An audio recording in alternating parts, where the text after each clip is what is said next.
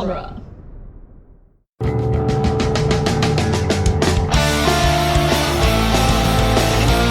In the world of Hollywood, movies get greenlit and redlit. They get remade and rebooted. But we are the Ideal. I'm Sam Gasch, and you are listening to Ideal Remake. Thank you for listening to Ideal Remake. We take movies that either have been, will be, or should be remade and talk about what the ideal version of that remake would be. We ask a passing waiter, is one sacrifice too great for a chance at immortality? And the waiter responds, yes, sir. Deep stuff. Anyway, we're remaking the Humphrey Bogart movie In a Lonely Place with Dianne Bloom. So Dianne, is In a Lonely Place a movie that has been, will be, or should be remade? It's never been remade. It's considered a classic noir, one of the best ones ever made. And I don't know if it should be remade, but we're going to do it anyway. Yeah.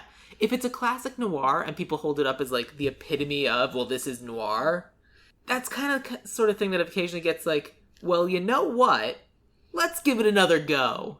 It's Bogart, though, so I think there's like this, some stigma in Hollywood about remaking bogey movies just because he was so Bogart, Humphrey Bogart. Has there ever been a remake of a Humphrey Bogart movie? I actually don't think so. Interesting. Well, because I remember when we did a remake last year of the Charlie Chaplin movie, and even when I was rewatching The Kid, which was some years ago, I remember being surprised that there hadn't been a remake. Just because it certainly The Kid is iconic, but it's Charlie Chaplin and...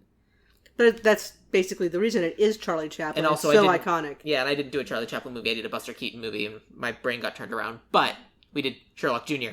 But actually, Buster Keaton has been remade. Oh, yeah? Yeah, Project A Part 1 and Project A Part 2, the Jackie Chan movies that he made in Hollywood, are actually remakes of Sherlock Jr., not Sherlock Jr., Steamboat Bill Jr., and another Buster Keaton movie. So he remakes a lot of the stunts. He redoes a lot of the stunts that Buster Keaton did in those movies, including the house falling on you and things like that. That kind of makes sense, because I can kind of see Jackie Chan as being a modern equivalent of Buster Keaton, of the person who does his own stunts, and they're ridiculous, and you don't see it happening. And a lot of the Jackie Chan early movies that he did in Hong Kong, he copied a lot of the silent stunts from Harold Lloyd to Buster Keaton. I mean, that's amazing. It's fantastic. Yeah, you don't think about that. Like, he's the closest equivalent I can think of now, but of course, even he's now in his 60s or 70s. Well, when Jackie Chan started, he came out of the Peking Opera. Right. Which was all stunts. But when I say he's the modern Buster Keaton... Yeah, he's 60 or 70. There's no one else doing that stuff. Yeah, because at this point, it's like, there's CGI. Yeah. So the CGI, so they don't have to do it. Why risk your life? Exactly. Why break your neck, which Jackie Chan has done twice. Several times, yeah.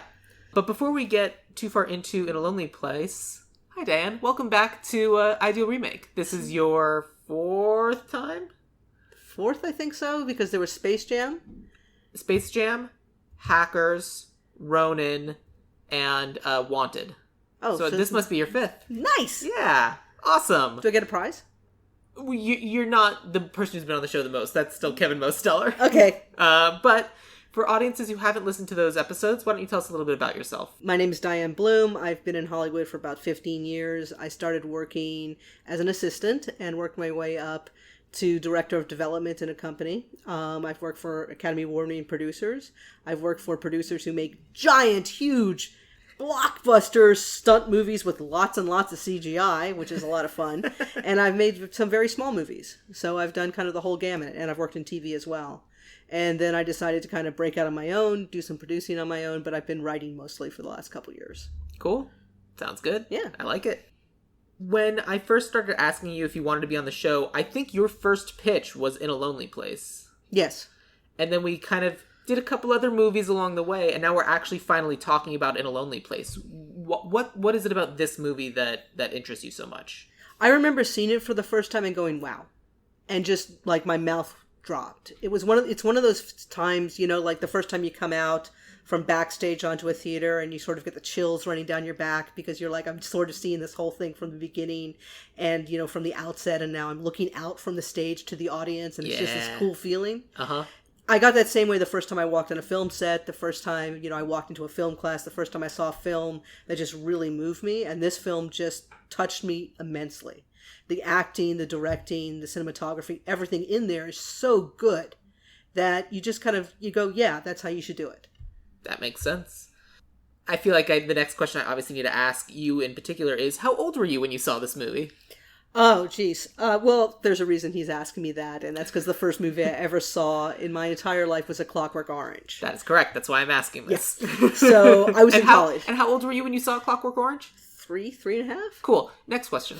I must have been about 25 when I first saw this. But you were in college. I was in college. All right. I was in college.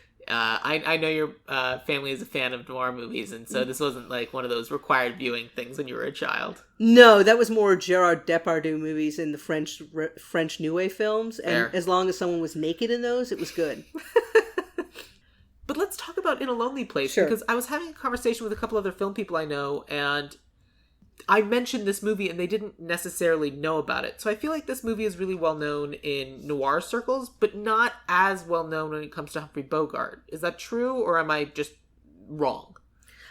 I don't think you're necessarily wrong. I think for Bogart, there's Maltese Falcon, there's Casablanca, there's Sierra Madre, and everyone kind of just goes, oh, those are the best ones ever kind of thing. But I think In a Lonely Place is amazing because it gives it a performance from Bogart that he doesn't really do a lot. He's an angry character, but he's also very vulnerable in this. Yeah. And it's not something that he normally did. This also, even within the world of the movie, I think they established that this movie is lower budget.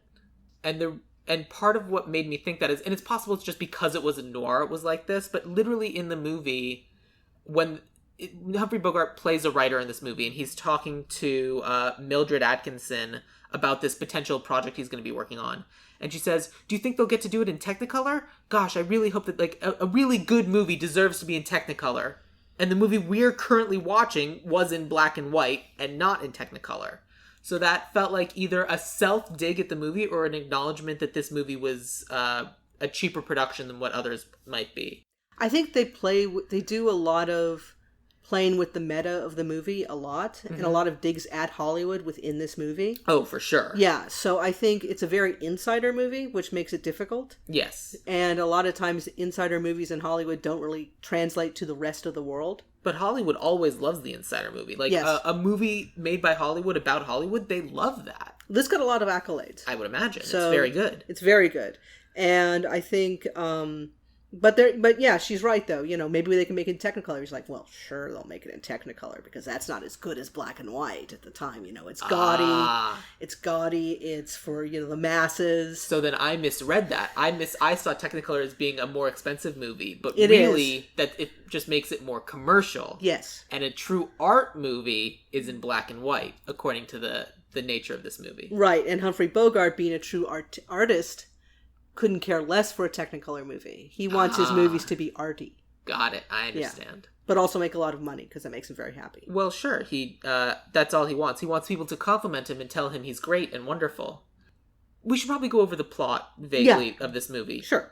Do you want to take that? Yeah, and then you can pick up when I go, I wonder where I'm going now. Fair enough. All yours. Movie starts with Bogart driving down probably Sunset Boulevard, I think. It's a movie, so yes. Yeah, so it's Sunset Boulevard. He's driving down and he pulls into his...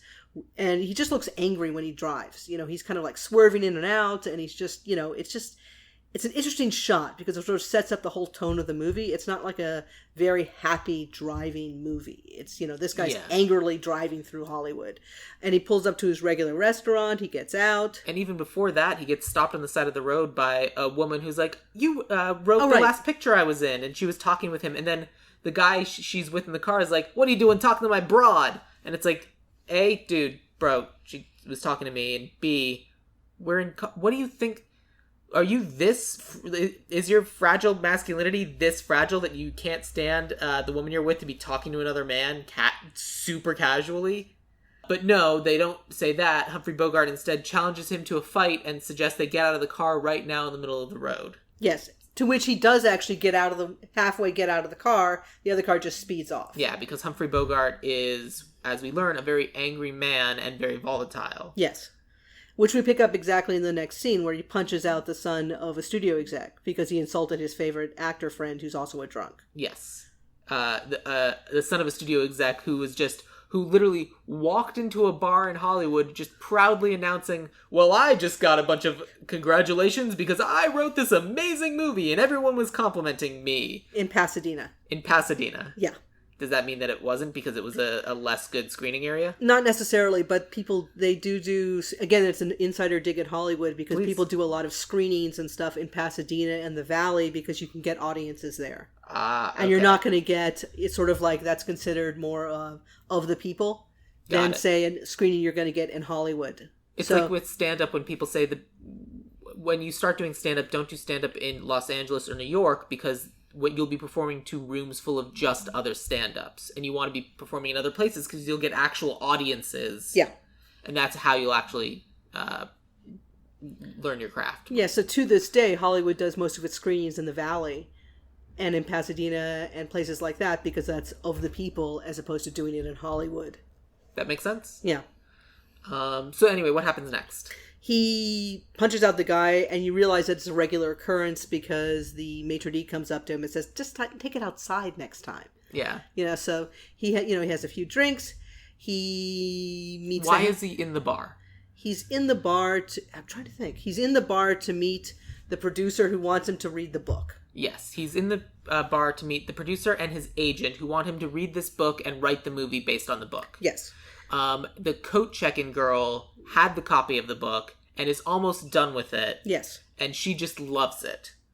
Best thing ever. And this is one of the best performances in the movie. Oh, she's so good. Because she sets it up. She sets it up so well because you're not expecting the whole sort of tonal shift that happens. Right. And we'll get to that in a second. Right. But her presence in the movie really just disarms the viewer. Yeah, because she's just sweet and wonderful and kind. And what happens is Humphrey Bogart doesn't want to read the movie. He doesn't want to read the movie. He doesn't want to read the book. He doesn't want to write the movie. But he recognizes that he hasn't had a hit in a while. And this is a really good way to kind of guarantee a hit and also make some money, which he also needs. Yes.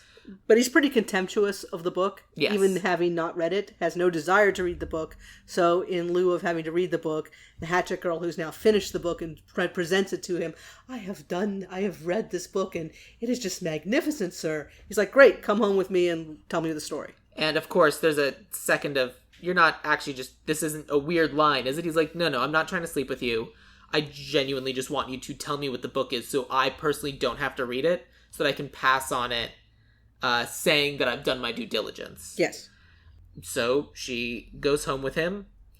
Which is where we get introduced to Laurel Gray the first time as she passes them as they go into Humphrey Bogart's...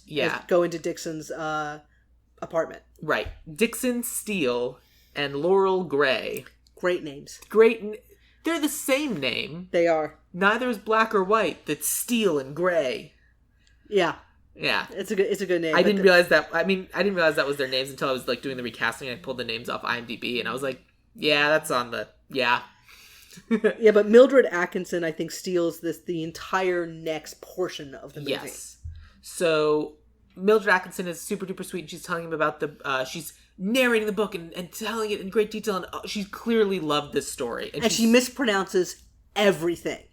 I don't even remember that. Yeah, she's like Althea as opposed to Althea, and she talks about biology or something as opposed to a biologist.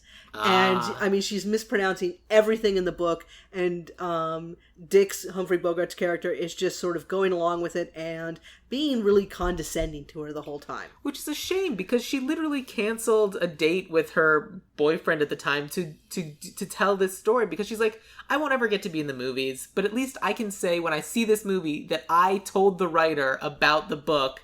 And that's how it became a movie. And she was so excited at just like even that tangential relation that she was willing to cancel her date in order to do it. Right. But again, they also play with our expectations there because he goes off, he takes off his shoes, he puts on a dinner jacket, he puts on a sleeping jacket. And she's just like, this looks weird. He's like, no, I'm just getting ready to work. Yeah. So once again, it's playing with our expectations that he's going to do something malicious to her. Right. Because at the end of the day, what we know is... if anyone invites you back to their hotel room or their apartment for any meeting whatsoever, don't do it. And as Harvey Weinstein has proven to us, you don't necessarily want to be in the same room with a guy who's in a robe. Yeah, it's bad. It's bad. But while Mildred is telling the story, Dixon Steele looks out his window at Laurel Gray, and she sees him in the apartment. He sees her, and they kind of just acknowledge each other. They don't really know each other, but they're like kind of checking each other out from across the courtyard. That's the word I wanted. Thank you. Yep.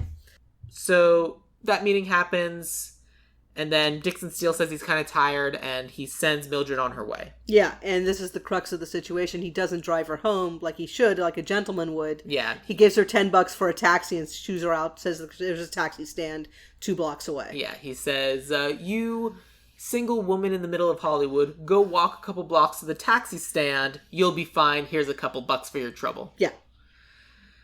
So then what happens, Diane? He passes out. Yeah, he goes to sleep. He goes to sleep. He wakes up the next morning. It's 5 o'clock in the morning, and his friend, the police sergeant, is banging on his door, going, "Hey, wake up! I gotta talk to you." Yeah. It turns out Mildred has been moitered. Yep. And their number one suspect right now is Dix, the guy who everyone saw her leave with and go back to his apartment. This Hollywood writer with an interesting reputation and a volatile temper. Which at the time we were introduced to at the beginning, but then it kind of goes away. Because what happens next is Dixon Steele says the only person who can really account for his presence is this neighbor, Laurel Gray.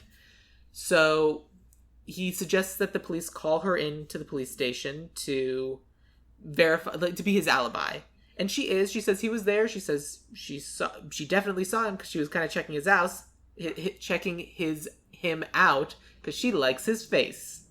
True, but it's also a little interesting in that her alibi for him isn't exactly true. Because she says she saw her leave, which she didn't. She may not have seen Mildred leave. We don't know that. It's a little dicey, the alibi. She Yeah. sort of says, yeah, I saw them together. Yeah, she left alone. She was alive. Everything's fine. Don't worry about it. But again, she saw him through the window when he was in his window. But you don't let you know if she sat there and watched the whole process. Correct. Yes. So while it's possible she was still on her balcony that whole time, we don't know. Her whole alibi has always been a little, let's say, gray. Cute. Thank you. Yeah. But what ends up happening is, the other problem is that Dixon kind of has a blasé attitude to this whole thing. He's kind of like making jokes, which if I was in a high stress situation, I'd do the exact same thing. So that really spoke to me.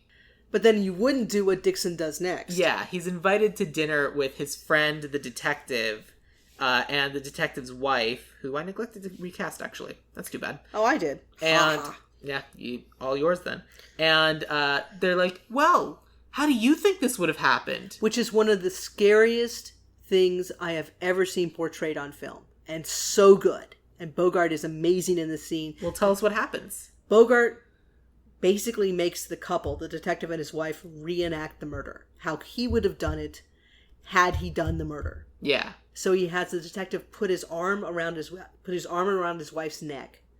And choke her with the elbow instead of with his hands. Yes. And the wife says, well, I would have just tried to scratch his eyes out. And Bogart says, but you didn't.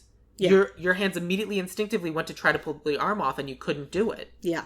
And that's how it would have worked. And he's like, my writer brain can just see all these things. And it's like, yeah, but that's still really specific. Everyone's writer brain's a little bit different. Interesting. Yeah. So he's definitely suspect number one, but over the course of the next little bit, he and Laurel Gray start beginning a romance. Yes. And it's very good. It's pleasant. They're both doing very well. It's like, he's writing again. He's writing the movie based on the book. He's drinking less. Yes. Which is always good. And basically, it is definitely the rose-colored glasses of a new relationship. Yes. Where Laurel's starting to hear these stories about how he's behaved with other women and other people, and she's dismissing them because he's not that way with her. Right.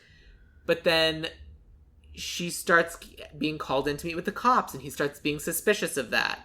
Well, I think that sets up the whole situation, which begins the downfall of their relationship. Was when she's called into the cops, they lay a whole seed of doubt on her, and then the cop's wife, when they're at the beach party together, mentions that she was called into the cops. And she hadn't told him.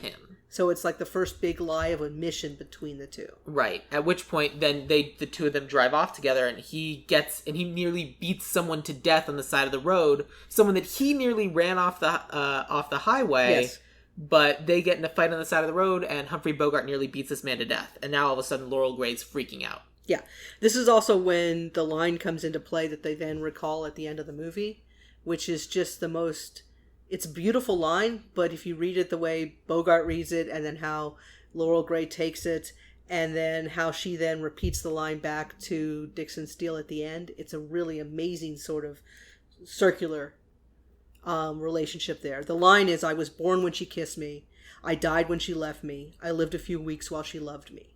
Yeah. And then Dixon makes Laurel repeat it back to her, and she's terrified when she does this, because at the time, his arm's around her neck. Yeah. He makes her repeat that line back to her at the end of the movie. No. In the car, when she's driving, because they switch places when they're driving. That's right. Yes. She repeats the line back to him, and the line exactly as he says it back to him, and he's got his arm around her neck, exactly the way he described how the other woman was strangled. Yeah, that's true. Which she wasn't there for the description of, but nonetheless. No, but it's been a harrowing evening for her. Yes. I mean, she's almost died. Yes. And she's almost been a witness to a murder. Yeah. And so things keep escalating from there. Humphrey Bogart keeps being more and more volatile, where he never actually hits her until right at the end, when Laurel Gray's, like, she's like, I can't tell, like, if I tell him I'm going to leave, he might kill me, so I have to sneak away. And so she figures out a way to kind of load stuff in, and she's trying to buy a ticket to New York. And so she's packing her suitcase, but Humphrey Bogart comes home early and tracks her down, sees that she's packing a suitcase in order to leave him. And for the first time in the movie, he starts strangling her. And then the phone call comes in, and Mildred's boyfriend at the time wrote a confession and I think killed himself. He tried to kill himself. He shot himself, but he lived, and then he confessed. And so the captain of the police calls to say, this is great news. And oopsie, we're bad us. Bad us. We put a lot of pressure on you. Hope it didn't cause any trouble. And she says this great line. She's like, well, if you'd said this 2 weeks ago, it would have been great. I think she said if you'd told us this information yesterday, it would have made all the difference. Yeah. Now, it doesn't matter. No. And then Humphrey Bogart walks away because the relationship is over and he knows he's a bad person. But there's no acknowledgement that he's going to change. No, but then that's where she changes the line. Because when she's looking out of a balcony looking at Dixon leave, she says, I lived a few weeks while you loved me. Ooh. So she changes the line to that, and that's the last line in the movie. That is good. It's a very good movie. For people who enjoy noir movies and Humphrey Bogart in general, like, if you're able to track this down, luckily I was able to borrow the DVD from Dianne, this movie's worth your time. It's very good. Well, it's really interesting, too, because the book it's based on, because it was based on a book from 1947. Hilarious. But in that movie, Dixon is a total sociopath who runs around killing people. Oh. That's less interesting. It's unbelievably less interesting. So what happened when they changed the story, they basically took the names of the characters mostly and then kind of the plot and said, okay, we'll just have fun with this. And Nicholas Ray did a whole bunch of rewrites while they were making the movie. And one of the important things about this movie is that we as the audience aren't sure it's him because there are really only two suspects. Dixon Steele, Humphrey Bogart, and this other kind of non-character boyfriend who we kind of meet and we're kind of like, oh, this dude seems chill. But the other thing is that the movie also plays with our expectations because the police aren't that interested in the murder mystery. And once the movie establishes there was a murder, they're like, okay, that's fine. There was a murder. And as opposed to most noirs, which would then revolve around that murder, it then moves and revolves around Dixon's relationship with Laurel and also his volatile behavior and his mental problems. Yeah. One of the things about this movie that felt really interesting is that for the first act of the movie, Dixon Steele is the main character. But then for the rest of the movie, Laurel Gray is the main character. Because she's the character we're with, she's the person we're rooting for and worried for. Like, Dixon Steele starts as the main character and then kind of becomes the villain. Yeah, and that happens during the car ride where they then switch positions when they're driving. Yeah. Oh, I didn't even think about that. Yeah, it's a very visual representation that now all of a sudden she's at the wheel. She's the one we're following and paying attention to. And Mel Lipman, Humphrey Bogart's agent, has this very interesting line, because Humphrey Bogart later in the movie hits him, and it's like, I knew what I signed up for. This is just, like, Dixon Steele's, like, he wouldn't be Dixon Steele if he was anything else. And it's just all these people around him making excuses for his behavior. Yes. Which is typical abuser kind of mentalities. And has been going on in Hollywood as long as we can remember. And it was still going on 6 months ago. And is going on now. And is going on now. Like, literally, I listened to the most recent episode of Script Notes. And someone called in and said, you guys are talking about someone who you said was a friend of yours, but this person is my boss, and they're incredibly abusive. And I thought that the host of Script Notes happened to handle it very poorly. When they were like, well, we don't know about it, and we would never talk about someone if we knew they were an abuser. Yes, that's the point. That's how a lot of abusers get away with it, because people think, well, I would never be friends with an abuser. Just because someone is friends with you doesn't mean they're friends with everyone. They treat everyone well. And unfortunately, I think this person was reaching out for help, and I don't think it was offered, which I think kind of sucks. Yeah. But this is... Yeah, and I think that even outside of Hollywood, it's something that happens. So... I think people make a lot of excuses for people if they can get something out of them. Yes, if that person is money off of them. Useful. Yes. Which is true of... Especially true of Hollywood. Like, all these people who keep getting away with things. Like, Kevin Spacey occasionally still finds work. Comedian, redheaded comedian, Louis C.K. Okay. Like, Louis C.K. is still touring. Yeah, and doing really well. Yeah, and it's like, people will make excuses for them. Like, I remember when I first told someone about Louis C.K., they were like, no, he's very funny, I like him. It's like, no. No, he takes out his dick and shows people. Yeah, and like, now he makes jokes about that and getting away with it. Yeah. It's like, now all of a sudden, like, they're even more emboldened and have more power, and that's a problem. So how do we tie that into our now version of In a Lonely Place? How do we remake this movie? Well, I think at least what I did was put a lot more women in power. Okay. Let me rephrase. What's your goal with this movie? My goal in remaking this film, I think, is to yet again bring to the forefront, like, the Me Too movement and the idea that people in power shouldn't get away with this shit. So, are you going to see the Dixon Steele in your version of this movie see consequences for his actions? Yes. Okay. Tell me about that. How's that going to happen? I think he becomes blacklisted, which is a bad thing to say in Hollywood, but I think he loses his job with the right... I think what happens is he finishes his adaptation of the novel, which is actually really good, but then he gets a story by credit as opposed to the screenplay credit. Someone else does a rewrite on it, and all of a sudden he's no longer this in-demand screenwriter. He's a has-been who gets a ticket to a movie. I think we can up the stakes on that. I think we can say... Because one of the things that happens is, like, he's so anxious, like, will people like this movie? People never like the movies I write. And then people do like his movie, and theoretically that should put him in a much better mood, but it doesn't. Because he's an angry, bitter man. Let's take it and go another way with this, in the same way that has happened with a couple of different people in movies of... Let's say that his script gets some very good reactions, and people like it, but then all of this comes forward, and then they throw his version of the script away, and they hire another writer. Yeah, I think that's basically what I was saying. But no story by, no credit. Like, it's not a rewrite of his script. Oh, they just totally toss Someone else just does an adaptation. Okay. And does a straightforward adaptation, so that way none of his work can be used. Correct, because it's that they hire a writer who never read his version of the script. They've just read the book. Yeah, which again is one of the things again they're making fun of. Not making fun of, but making a point of saying in the movie, because the movie is such a loose adaptation of the book that it was based on. It's not. Yeah. So the writers just went their own merry little way, writing the screenplay, and said, okay, yeah, we'll just take the title from the book. That works. Yeah. So that's his version. Yeah. Which people like, and it's still good. But now they hire this. But so the end of the movie is like, you can eat, like, your ending noir visual is literally his script in a trash can. And that's kind of the slow pan out, fade away metaphor shot that we end on. Yeah, I like that.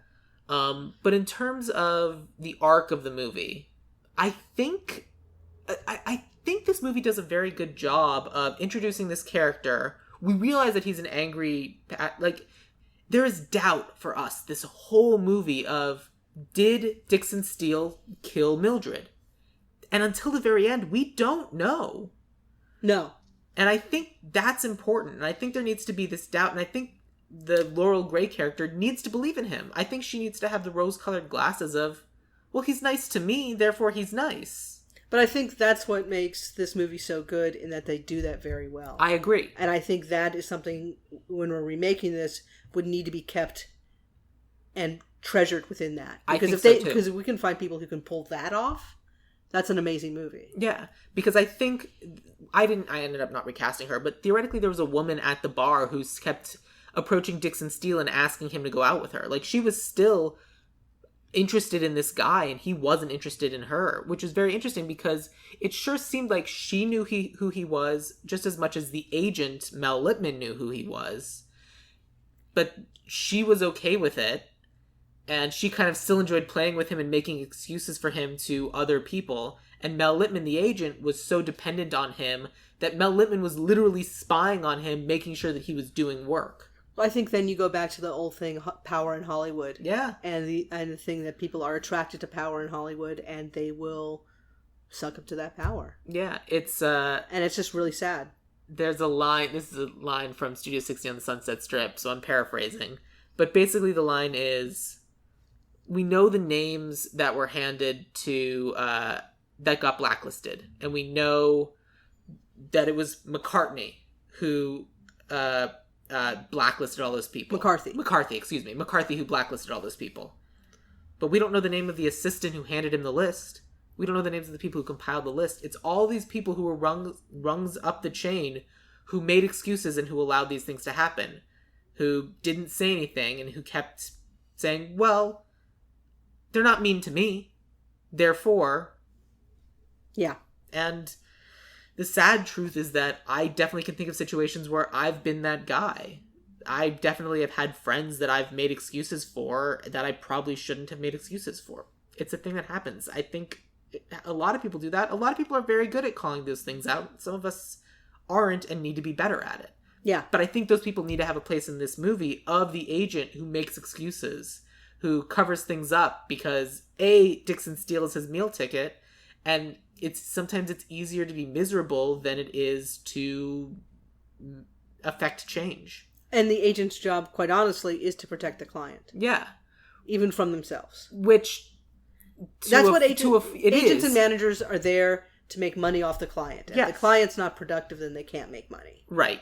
But but to the point where they will then protect the client against things that are true and the client should face responsibility for. Yeah, but then you can also look at even taking a client who might be non-compos mentis or not available to make their own decision. Non-compos mentis, like not competent mentally. Okay. So like Britney Spears, they used the fact that she had a psychotic breakdown to then gain control of her entire life. That's true. For the last 13 years. Yeah.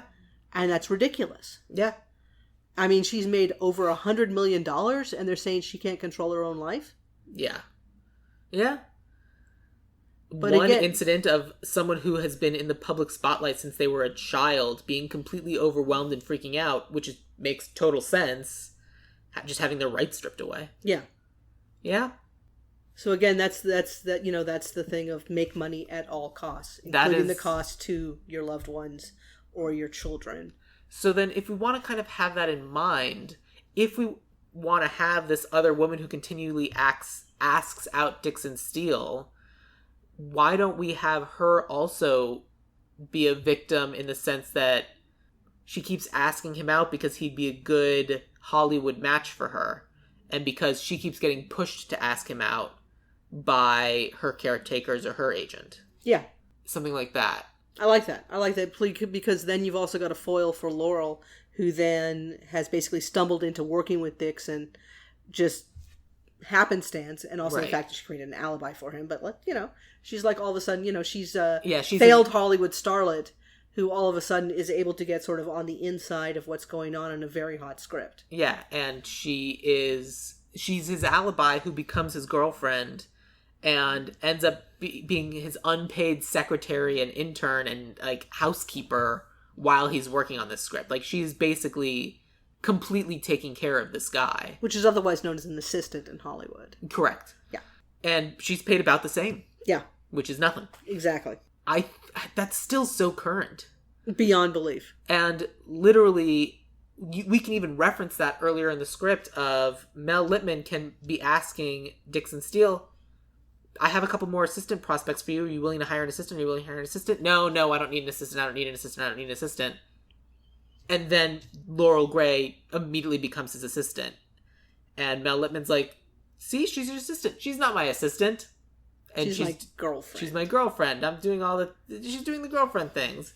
An assistant wouldn't, she's doing all the things that an assistant should have been doing in the first place. Yeah. In Hollywood, an assistant does whatever your boss tells you to do. Yeah, which is gross. But yeah, to the extent where whatever she'd been doing on her own prior to that is abandoned to take care of his needs. Yes. And that kind of needs to be called out a little bit It does. more. And I think what makes this movie interesting is that you can call it out within a modern sense and still keep the framework of this movie, which is so great. Yeah.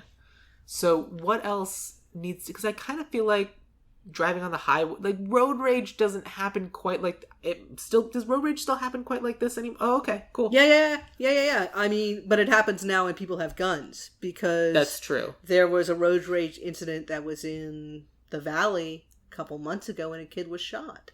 Yeah? On the way to school. What happened? These two cars got into it, someone fired a gun, and they hit the kid in the back seat. Damn. Alright. So, something like that. I don't think you get out and fight, but I think guns get thrown around. Yeah. I don't want to change the method of Mildred being killed, because I think that that's especially effective, especially when Dixon Steele recounts it later to his friend and the friend's wife. However, I do think that when Dixon Steele has the later fight on the highway, I think that he can definitely come back. Instead of picking up a rock to smash the guy's head, I think he can come back to the car, open the glove compartment, and pull out a gun. Yeah.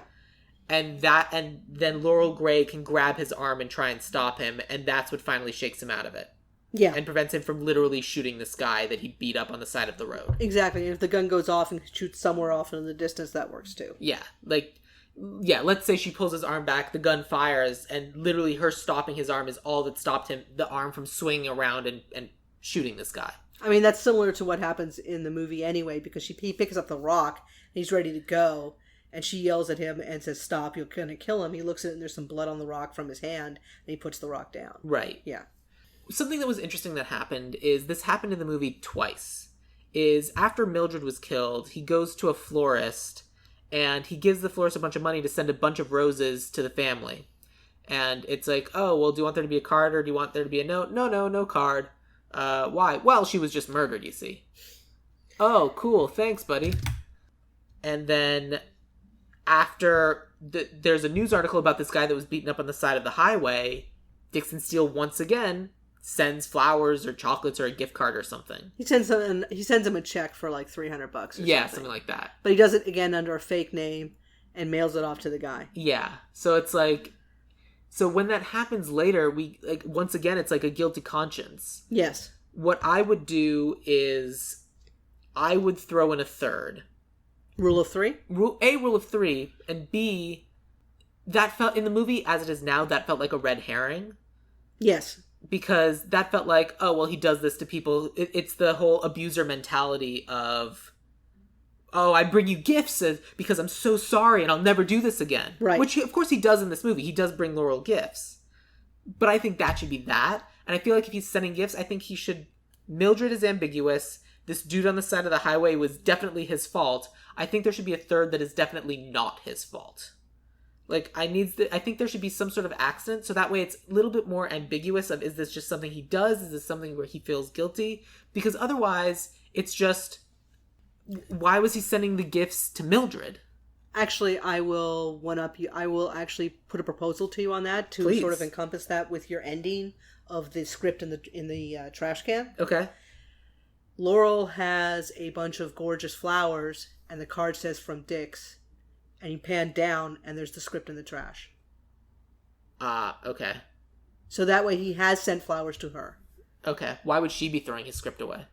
Well, she handed a script to the agent. So maybe she's in the agent's office or something like that, and the agent's like, "Oh, these are for you. These came for you." Yeah. Okay. And then they look in the garbage, and there's the script. The Yes. script's in the garbage. Okay. I like that more. Yeah, but that way it's you don't know if Mildred was his fault. You know the other guy was his fault, and you absolutely know he did something to Laurel. Yeah. In each case, he sends a gift of whoopsie. Of my bad. I will never do this again.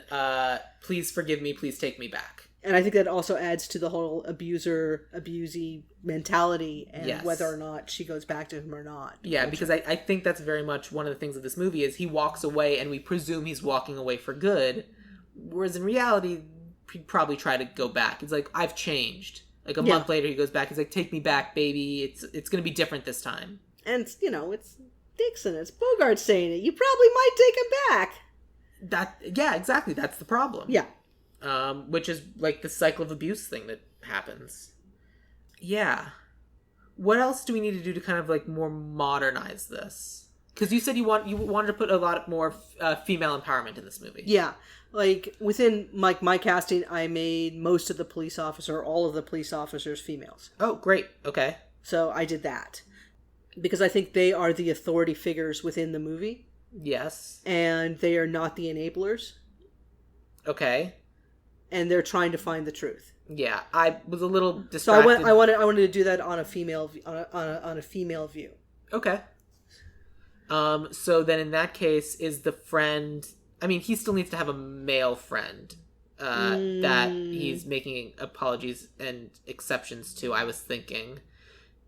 Because, I mean, I suppose he could have a female friend who makes excuses and is like, no, I never believed that he was a bad guy. I guess that's true. Yeah, because they're army buddies.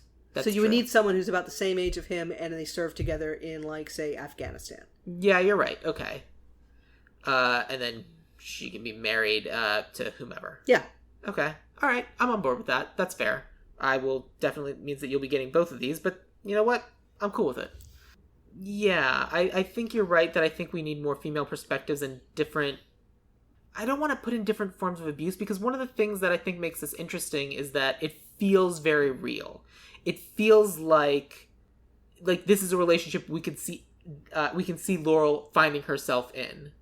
And also, it feels very current. I mean, what's interesting about this movie, at least to me, and I don't know if you felt the same thing, was it didn't feel like a film from the 50s. I mean, it does because of the whole look and stuff. Sure. But in terms of, like, the psychological issues and the issues they bring up, it was very modern. I agree with that. So I don't know if a lot of that needs to be tweaked, but I think a lot of the psychological issues need to be kept. Yeah, I kind of agree. I do think that it sort of... The unfortunate thing about the story is that it is evergreen. This still happens to women and men all over the place. Yeah. It happens to people. There are often abusers who are powerful and abuse that power. Yes. And it's bad. It's very bad. It's very bad. What else do we need to do? I think, obviously we modernize it so they served in Afghanistan. Yes, of course. And the cars and stuff. But I also think the way that Laurel and Dixon interact needs to change a bit. Tell me. Because Dixon, the way he does it is he writes his script in longhand and then Laurel types it up. Yeah, which is not something anyone will do. Anymore. Yeah. At all. So I think we need to give her a little bit of a different role in that. However, she's still the assistant, still with him daily. So maybe she is a writer's assistant, or she's trying to...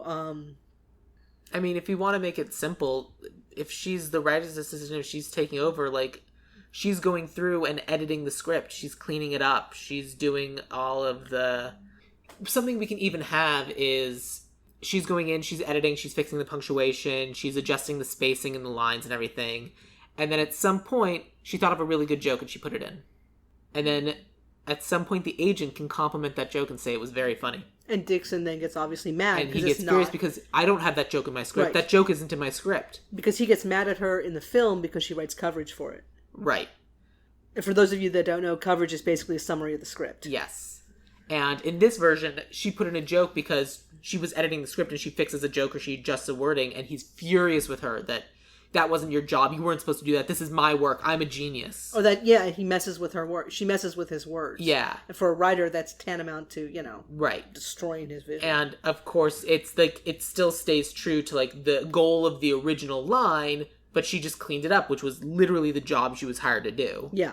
And, whoa, can't have that. And that's a huge fight. Yes. And that can be something, in addition to getting his food and doing his laundry and this and cleaning up the place. Right. I don't think they should have a housekeeper. I did recast the housekeeper just because I thought it might be. More people than I did. I just thought the housekeeper might be funny and sort of like comic relief. She's comic relief in the original movie in that she encourages the two of them to get married and go on a honeymoon so that she can finally vacuum both their apartments. Right, but she also sort of is doing like a massage to Laurel at some point. Is that who is doing that? I think so. Because I thought that was just some other friend. Oh, maybe it was. I always get confused on that one. I don't know. It doesn't matter. Either way, what I was just thinking was if we keep the housekeeper in, and we don't have to, is that then you've got a little bit of relief from the ever-present darkness that we're bringing onto this film. Unless we just want to keep going down the rabbit hole, we've got a little bit of breathing space for the audience. What the original movie does, the kind of relief it gives us, is it kind of makes Mel Lipman that comedic relief. And it's one of those things where you go back and think about it, and you think about what his role was and what he was doing, and you think, oh wow, that actually wasn't really very funny. That was kind of messed up. I think that's also one of the things the movie does very well. Like, he's stalking them, and he's sticking his head in the window, and she's like, what are you doing? Mel, what are you doing? Bad boy. And he's stalking them and making excuses for bad behavior. Yeah. Which, of course, you realize after the fact, especially when at the end, Dixon Steele clocks him and Mel makes an excuse and says, we're good. When I think if we're going to be having someone provide levity, I think we're kind of going to need to reveal that levity is itself tainted. Perfect. I love that. And I think we kind of know what we're doing with Mel. So how are you tainting the levity of the housekeeper? I'll actually give that to you. I don't think we need the housekeeper. Well, I think we have the housekeeper. Let's say she's making the jokes. Because again, because it's a movie from this era, it's almost exclusively white people, and this is a white housekeeper. And theoretically, we would have, if we're sticking true to stereotypes, a Hispanic housekeeper. We can literally have they can be friendly, and then at the end, when Mel is really upset, he can threaten to call ICE on her. It's like, I don't have time for your jokes. Make one more joke and I'll call ICE. Or the housekeeper is used for levity, but then she's also cleaning blood out of his shirts and off of his sheets. She's cleaning up the blood that he leaves behind when he beats someone to a pulp. Yeah, and she's still coming in and still that's better than mine. It's a little darker. It's a little darker, but it's also one of those things where those moments where if you pay closer attention, then you see the detail. And I think that's better. Mine's really direct and not good. Yours is, oh, and she's still making the jokes and seeing it. It's like, well, joke about having to use some extra bleach for this one. And you two should definitely still get together. Oh, man. I don't know about that. No, but she does. Yeah, she does. And that makes it, and again, that goes back into what you want to do, which is still people encouraging, putting up with the bad behavior in order to encourage someone to create something they can make money with. That's true. Yeah, you're right. And she's going to encourage them because they're her bosses. It's a client, got to keep the client happy. And she's making money from them. Yeah, that's true. And she's dependent on them. And I think that's the whole thing, is dependency on another person. And let's make it even more tainted, where every time she has to clean blood off something, he gives her a tip. And we can even have moments where he hands her, oh, and here's an extra $10 for you. Oh, thank you.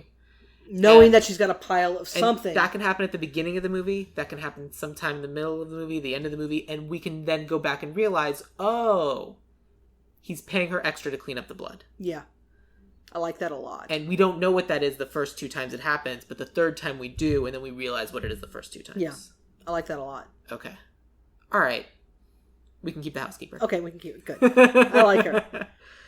What else do we need?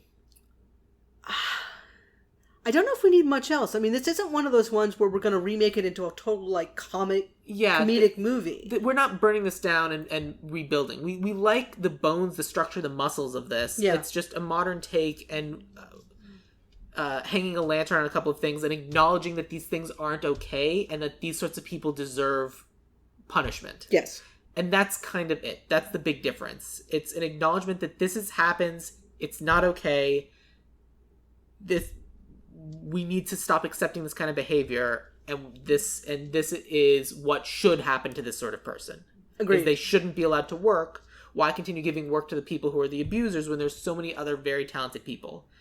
Then I'm just actually going to throw out a question to you. And again, I like our ending, but it's just a question.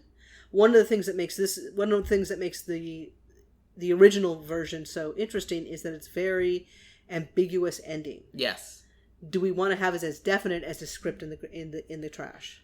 Because I think we do. I'm going to say this. I think we do because I think you do want to show punishment in our version. Okay. If you want to have an ambiguous ending, let's take something else that we have. I do like that because I think the script in the trash is what Hollywood should be doing. Yes. But it doesn't speak to what Laurel is doing. Yeah. And I think what can happen is if you want to have those flowers, the flowers can show up. She can look at the card and look at the card and look at the card. And then look out her window. Credits. Okay. So that way we don't know what she's going to do now that she got these flowers. Okay, I like that. That way you get to have your ambiguity. There's still the punishment from Hollywood. There's still this person should not be working anymore. Right. But there's still the cycle of abuse and we're not sure that it was broken. Right, I like that. Okay? Yeah. All right. I like that a lot. Cool. Not that I like it, but I think it's a really cool thing. Yeah. It's tough. This is a hard... This is a hard movie. This is one of the tougher ones I've given you. It is, because normally everything I do is fun and action and, hey, what kind of crazy thing we can do. This is not a fun movie. But it's gorgeous. It's good, but it's not fun. No. Those are different. Yeah. Makes you think. Yes. But I think that means it's time for us to talk about casting. Okay. Dueling genre. And obviously we have to start with Dixon Steele. Absolutely. And how do you replace Bogart? You don't. You don't, but I feel like there are modern actors who are kind of able to handle like, hey, I'm a fun guy, everything's going to be great, and then get really dark. And for me, I think that that's really apparent with some of the roles this guy has done. For example, when he's in Split, and when he was in Atonement, and X-Men First Class. James McAvoy? And wouldn't you know it, he was also in Wanted, that other movie we talked about. Yes, James McAvoy. I think that he would be a really good... He's also a little bit younger. Because I don't want... Well, no, actually, I did keep the age difference. You kept a 20-year age difference? I kept a 20-year age difference. That's a whole other... No, but I think that's also part of it. It is, but that's part of it then. I don't... Like, we're doing so much else that I don't think we need that. Okay. James McAvoy is 42. Actually, then we're not that much off. Okay. With who I've got for Laurel. All right. We're not that much off at all. My Laurel Gray is mid-30s. Okay, my Laurel's 25. Yeah, I did not do that. I did that. Because Laurel is someone who's tried to have a career and it didn't work out. And 25, you can't have tried to have a career and it didn't work out by the time you're 25. If you're a starlet in Hollywood, yeah, that can happen. It can. But for my purposes, I cast someone mid-30s. But I'm sorry, who did you have for Dixon Steele? I had Cillian Murphy. Okay. Why did you have... I mean, we both cast British actors. We did. I went a really... James McAvoy's Scottish, but you know what I mean. Yeah, well, so is Cillian. Oh, fair enough. Yeah. That is actually very funny. Yeah. I cast him because I think he's a very flexible actor. He's very striking. You know, he looks very striking. I think he's got a very unassuming like physique. Yeah. So you don't necessarily think that this guy can create that amount of violence. Cillian Murphy's Irish, James McAvoy's Scottish. Oh, sorry. I apologize. Cillian Murphy. You're Irish. But yes, I agree with all that. Yeah, so that's why I picked him. Interesting. Who'd you have for Laurel Gray? Anya Taylor-Joy. Yeah. Those eyes. Well, we definitely can't have Anya Taylor-Joy and James McAvoy paired together because that's literally the movie Split. But Cillian Murphy and Anya Taylor-Joy, you can maybe you could have do that. But who did you cast for Laurel? I don't love that age difference. That is a little extreme for me. And then I think we're making... I think that distracts from the point we're trying to make. Because then I think it's a whole other point. Okay. My Laurel Gray is Brenda Song. Who is... She is previously a Disney star. Like, she was in Wendy Wu, Homecoming Warrior. But she was also in Social Network. She was that girlfriend who lit stuff on fire. Oh, okay. I like her. Yeah, I like her a lot, too. And she's in her 30s? She's 33. Perfect. Yeah. So Yeah. I thought Brenda Song, 33, paired with the 42-year-old James McAvoy, I thought was kind of a pairing that worked for me in terms of their age difference. I think that she's also someone who, especially coming from the Disney School of Acting, can bring a lot of light, but we also know she can go very, very dark. But then she's also got the past to her, because then she's also been in the studio system and been working in Hollywood for years, and all of a sudden she finds herself as an adult and she doesn't have work. Which is kind of true of Brenda Song, because we don't see her that much anymore. She was a very popular Disney actress, but now that she's in her 30s, she's doing voice acting stuff. Like, she happens to be the voice actress on the lead on Amphibia, and she's great, but we don't see her as much. Right. I like her. I like her a lot. Yeah. Yeah. I would still push for James McAvoy, just because I like him, but I think either one of them would work. Yeah. So we'll come back to that. Okay. I think you're going to get a lot more than me, just because of all the different things we've said. But just in case you don't, we'll keep that, because I think either one would work in this particular role. Right. So let's talk about Mildred. Oh, yeah. I had great with her. Mildred I make a lot younger. Mildred I made 25. Mildred, I actually don't... I think the actress is either in her late 20s or early 30s, but You she's... made Mildred older. I don't remember... I don't know how old this actress is. I didn't actually look. My actress is 26. Okay. I picked Michaela Cole. Who's Michaela Cole? I actually don't know who that is. She's a incredible British writer and actress. She was in I May Destroy You. Okay. But she's also done like a lot of humorous things. And she can do dark and she can do humor. And I think she's for a role in which you have to captivate and keep the audience attention on you for that entire sequence. She's it. She's phenomenal.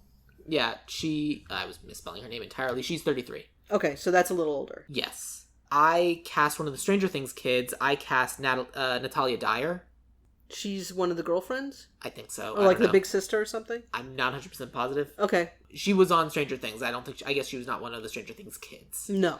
But that's kind of like the big thing she's done. It's like the only thing she's done. So like I was going for someone who kind of would be not really well known. I think so she's not the hat check girl, but she's the mail she's the mailroom chick from the agency. Yeah. Sorry, not chick, but she's the mailroom woman from the agency, and she's got the book. Yeah, that we didn't talk about that, but yes, absolutely yes. She's from the agency. And so like you want someone who's kind of has like the young internship who doesn't necessarily know to not go home with a random guy to give him notes on his book kind of thing. And I feel like Michaela Cole would know better than to go to a random dude's home. But you know what? I'm actually going to see if we can switch this. I think just because I think she can pull it off and really be zany, Anya Taylor-Joy for that. That I will give you. Okay. Yes, I agree with that. Especially because we definitely won't expect her to be killed. Right. I agree with that. I think that's correct casting. Yeah. Especially because she'll be so enthusiastic and happy, and it's like, oh my gosh, Anya Taylor-Joy is going to be like in this movie, opposite whoever we have. This is great. She was killed? Yeah. And like literally we can have her in all the ads because it's Anya Taylor-Joy. Yeah. But the other thing that also makes it interesting is that she can just have so much fun with that sequence. Absolutely. She can just go to town on it. Mildred is the breakout from this movie. Yes. She's just wonderful. And it's devastating when she's killed because we all immediately love her. Yes. So I think you're absolutely right. Anya Taylor-Joy for that role is perfect. I don't have Brub Nikolai's spouse, but you cast both Brub Nikolai and Captain Lochner as women. Yes. So I'm going to tell you who I have for both of them, but we're definitely going to go with both of yours. Not necessarily. All right, fair enough. Then we'll go one at a time. Yeah. For Brub Nikolai, which is the friend who's around the same age, who was in the army, served in Afghanistan with Dixon Steele, I went with the actor Columbus Short. He was on Scandal, he was in The Losers, he was in Stomp the Yard. Okay. He's an American actor, choreographer, dancer, and rapper. He choreographed Britney Spears' Onyx Hotel Tour and worked with blah, blah, blah, blah. But he's also, an actor. Okay. Fun, but can play detective. Mm-hmm. I just thought he was a fun choice. Okay, and he's 38. Yes. Okay. So he would be someone who would answer to a 42 or a 45-year-old in the army. Like, they would be his commanding officer. Right. Which is what the relationship was in A Lonely Place. Yeah. So that's my suggestion for Brub Nikolai. Who did you have? Charlize Theron. Because I needed someone who could actually be an ex-soldier from Afghanistan who kicked ass, who followed orders, and is now a detective. Would that be distracting? We've got Anya Taylor. If we have Anya Taylor-Joy coming in and James McAvoy. Right, but that's stunt casting. Like, we're not expecting... Like, James McAvoy is obviously the lead, and Anya Taylor-Joy we're not expecting to be killed. Charlize Theron is just, like, the friend kind of over on the side. And we're like, well, why isn't Dixon Steele asking out Charlize Theron? Because she's married? Right. But, like, still. Like, whenever Charlize Theron is in a movie, she's kind of in charge. Okay. Yeah, absolutely. Absolutely. But I'm not going to... No final decisions. Who did you have for the captain? For the captain, I put Angela Bassett. Okay. Why'd you have Angela Bassett? Because she's amazing. No. Angela Bassett needs to be given every role possible. She is just a stellar actor. She's like she's one of those women actors, when you look at them, you can't take your eyes off of them. Agreed. And I think in terms of authority, she just sort of exudes authority and just gravitas. I agree with that. My role for the captain was Michael Kenneth Williams, who has been in The Wire. He was in 12 Years a Slave. He was in Boardwalk Empire. But I think Angela Bassett's the right way to go for this. Okay. So I would potentially have Angela Bassett as the captain and then Columbus Short as the friend. I like that. Especially age-wise, it works. Yeah. Yeah, agreed. Did you cast the spouse? I did, but it doesn't work with who we're keeping now. Why? Because she's too old. I cast a 45-year-old woman as the spouse. Viola Davis. As the spouse? Yeah. Okay. Because you needed someone who... I think I wanted to see, I guess, when I was thinking of this movie, I was thinking all the women, the women's roles get amped up. Yes, so the spouse isn't just a spouse who sits around and decorates with homemade curtains. Who doesn't, play the victim in when Humphrey Bogart is suggesting how she died and then doesn't spill the beans. What a whoopsie. Yeah. So I wanted to put female actors in the roles who actually, when you look at them, you know they're not going to take any shit. Okay. At least in positions of the detectives. So you were going to have Charlize Theron married to Viola Davis? Uh-huh. That's a choice. Yeah. Let's just keep Viola Davis there anyway. Okay. Why not? Okay. Who did you put in for... Well, especially because this can be indicative of that kind of age difference in a relationship and one that works. One that it, one of my big things on this podcast is trying to get a little bit less having 60-year-olds dating 20-year-olds kind of things in movies.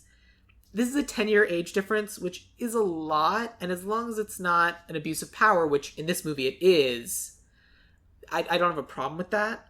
But there's also, I know people who are in relationships with that big of an age difference. My parents are 6 years apart. Right. Which is less, but you get the idea. Yeah. I don't think there's anything wrong with having this kind of relationship, especially if we kind of see this is that kind of relationship when it works. Okay, perfect. Absolutely. Did you cast the drunken actor friend? I did not. I did. Oh, what was that character's name? Lloyd Barnes. Who did you have for Lloyd Barnes? Kurt Russell. Great. Kurt Russell will be playing Drunk. Will he be recognizable as Kurt Russell? If he's got some... I mean, if he has the Kurt Russell hair, he's recognizable as Kurt Russell. If you literally give him any other hairstyle, I think he won't be, and I think that's funny. Yeah. But I think it'd be funny to have Kurt Russell playing a washed-up drunk actor. Yeah. That's exactly why I put him in there. Yeah. That is stunt casting, but I think that'll be, the end of distracting A-listers where they will distract from the rest of the movie. Yeah, except for the agent. Who'd you put for the agent? I have Jonathan Pryce as my original thought for the agent was to have Henry Winkler. Okay. It's kind of funny, but I think at the end of the day, we've seen him do that role. If it's Henry Winkler, we've seen him on Parks and Rec. We kind of know what he's going to do with this role. I went with Jonathan Pryce, who is kind of the head priest from Game of Thrones. Yeah. He's also in The Two Popes. He's been around for a while. He's a phenomenal actor. He's a fantastic actor who I think can play kind of that the goofy. I'm just here to be supportive. But I also wanted a sense of kind of slimy, kind of like an agent who kind of also has a bit of sleaze to it. Okay. So I cast Hugh Grant. Oh, kind of playing the role he played in Death to 2020. Yeah. That's a clever idea. Also, because Hugh Grant does sleazy very well. Yes, that's true, because he's kind of a slimy guy. Yeah. I'm going to say let's stick with... You want to stick with Price? Let's stick with I like Jonathan him. Pryce. I like him a lot. Partly because you see Hugh Grant, no matter who he's playing, you're like, he'll be fine. And it's Hugh Grant. Yeah. You don't necessarily at this point divorce the actor from the role. Right. And with Jonathan Pryce, we could see him being completely dependent on Dixon Steele. Done. And so I think that would make it a little bit more important. Absolutely. That's it in terms of acting roles that I have. Yeah.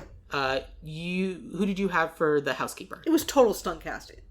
Who'd you have? I'm sorry. I had fun with this one. I was like, this is a great movie. Who would want to be in this film? Well, remember, it's not a fun movie. I know, but yes. I mean, it's a good script. I think it would draw a lot of people to it. Who'd you cast? Olivia Colman. No. Okay, I know, but we can't have her.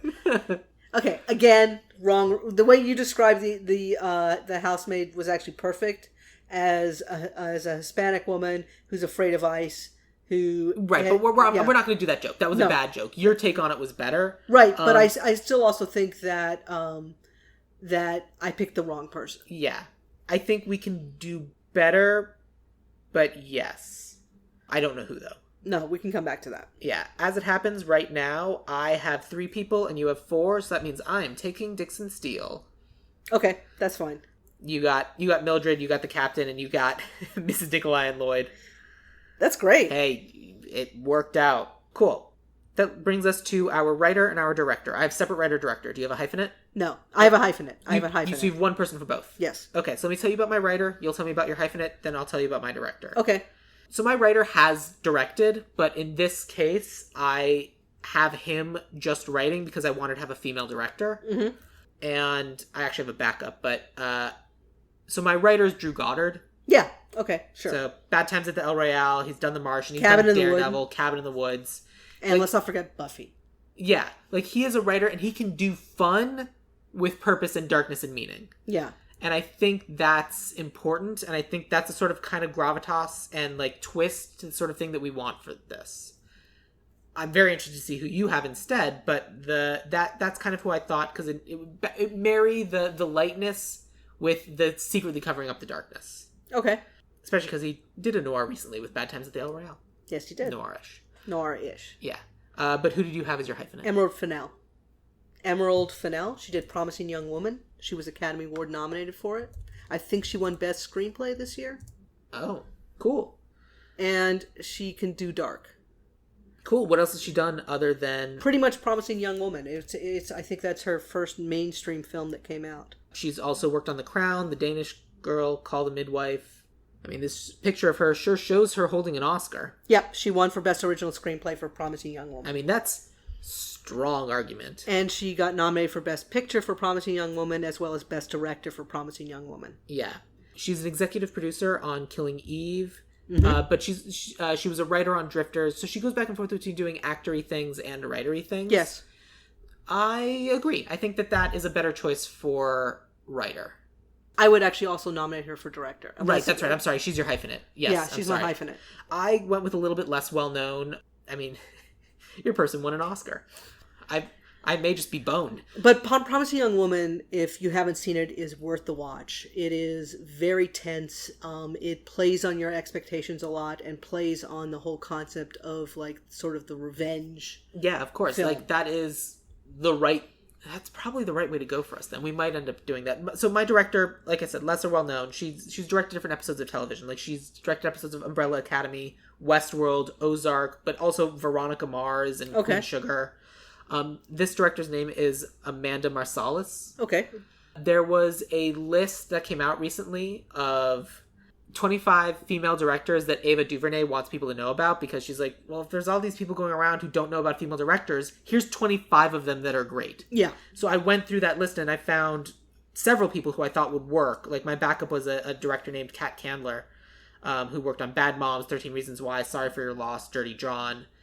But I ended up going with Amanda Marsalis because of the selection of things she's worked on. And I was trying to hey, this is the sort of thing where you work with a really good writer and then you have the director come in and kind of take this strong script and do their take on it.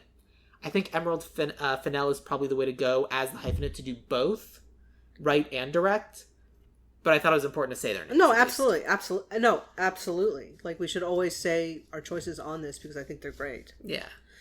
What makes, I think, Emerald a really interesting choice is that I think she would be able to get the darkness of the script and actually also bring in some of the humor. And I think...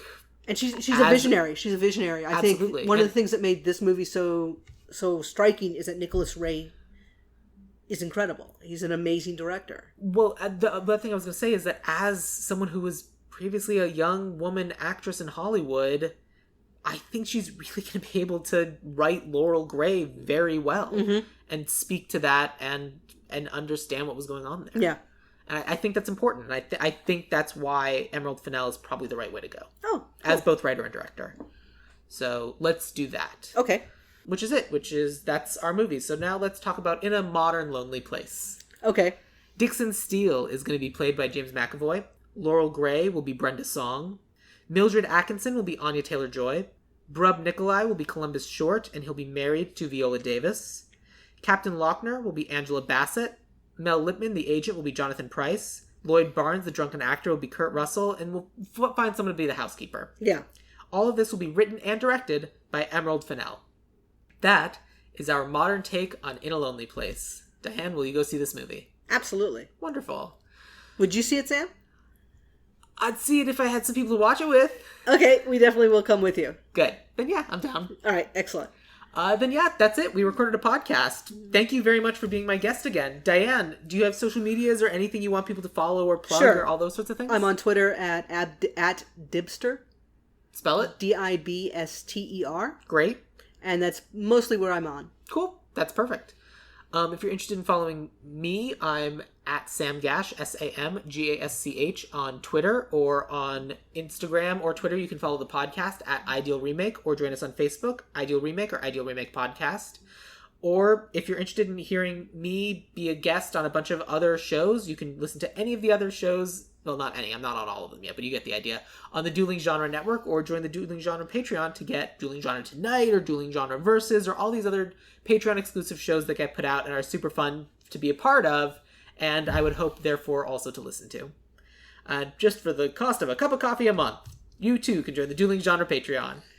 But yeah, we did it. We remade Humphrey Bogart movie from 1950, In a Lonely Place. I love it. The movie everyone was asking for.